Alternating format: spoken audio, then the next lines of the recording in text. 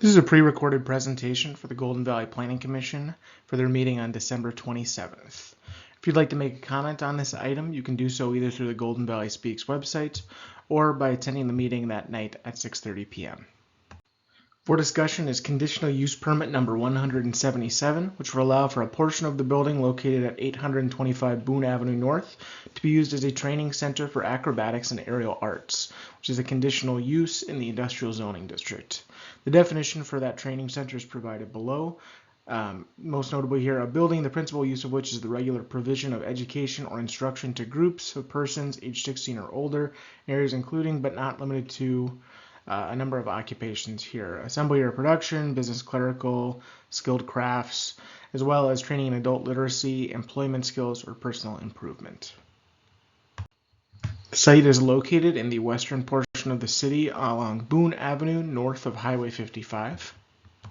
The site is zoned industrial, and adjacent to it are other industrial and light industrial properties, although just to the east and south we do have a more broad mix of uses, as this is within the downtown redevelopment area of the comprehensive plan.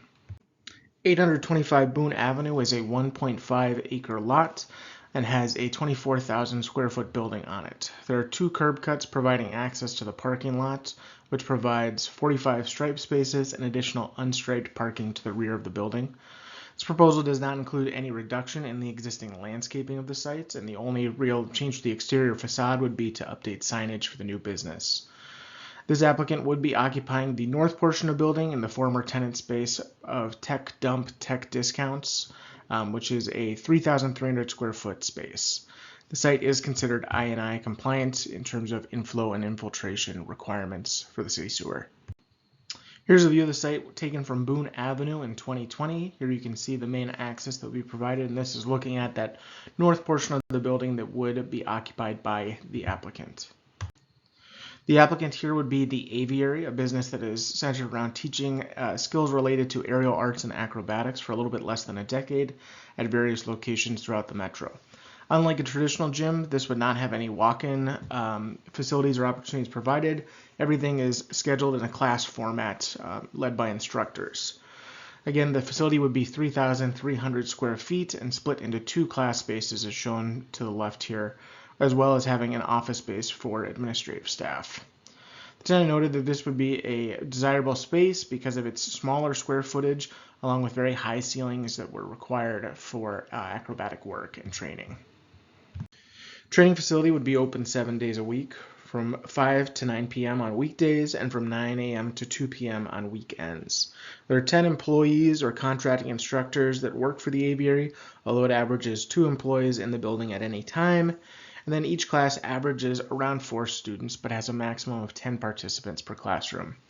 Private parties and events can also be booked in advance, and those typically range from 5 to 15 participants.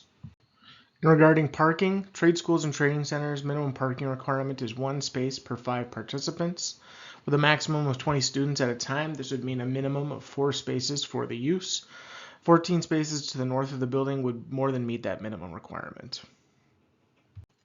Overall, staff did not have a lot of concerns with this use and moving into this building. It seemed like an excellent fit for the unique characteristics of the site itself.